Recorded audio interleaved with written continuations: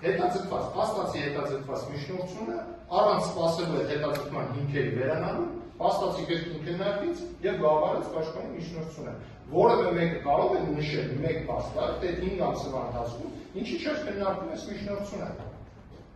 Եթե դա հետաձգված չէր, հետևաբար գտնում եմ, որ իմ միջնորդությունը բացարձակի հետ կապված ենթակա է բավարարման, դուք նշված քրեական բարեթով դրսևորվել է դատարանի կողմից կանխական վերաբերմունք, եւ չէր կարող զգոցով հանդիսանալ անողնական դատական։ Մեղադրողը խնդրեց, որ որևէ մեկը փաստարկ ներկայացնի, սա փաստարկները ներկայացնի, էլի, հա։ Մենք էլ ենք զարմանում ինչ է այդպես, բայց մեղադրողը երկու անգամ դատականից չի ներկայացնում։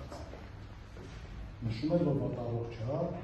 ես ընդունում եմ, որ վատառողջ է եղել, նախորդ դատականիստերի ընթացքում չեմ էլ հիշում, որ մեղադրողը երբևէ այս առումով ներկայացել չի լինում։ Երկու անգամ մեղադրողը չի ներկայացել դատականիստին։ Մեկ անգամ դատականիստի քարտուղարի կապված իրադարձություն է տեղի ունեցել օբյեկտիվ ցավալի, որ երկու դատականիստը ներկա չունեցավ, մեկ անգամ էլ ես դատականիստի չեմ ներկա։ Այսինքն դատականիստը տեղի չի ունեցել։ Վստահ եմ մեղադրողը գիտի չէ դրա մասին։ Հիմա որ սենց ասում է,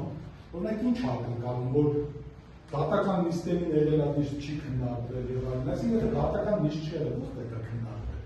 Բայց սա չի կարևոր է, այսինքն այստեղ ես այս խնդիրը չեմ ուզում հասկանամ մեղադրողը ինչի է այս փաստարկները ներկայացնում, այսինքն նորից ես հասկանում եմ, որ սա հանրության համար է ուղղված, բայց հանրությունը չի կարելի կես տեղեկություններով փորձել ինչ-որ բան ասել, ես հասկանում եմ, որ հանրությունը պետք է ճիշտ ասել։ Հիմա մեղադրողը որ ասել երկու անգամ ես չներկայացա, մի անգամ պաշտպանը չներկայացա, մի անգամ այդ պատճառով դատականիստը հետաձգվեց, դատականիստերը չեղան, որ չեղավ։ Հիմա նիստը եղավ, պաշտպանը նորից միջնորդել քննարկվեց, այս փաստարկը ինչի համար է։ Հասկանում եմ նորից, որ սա դատարանի նպաստ չի, սա որևէ կերպ չունի դատաիրավական պրոցեսների հետ, սա այլ նպատակ է հետապնդում,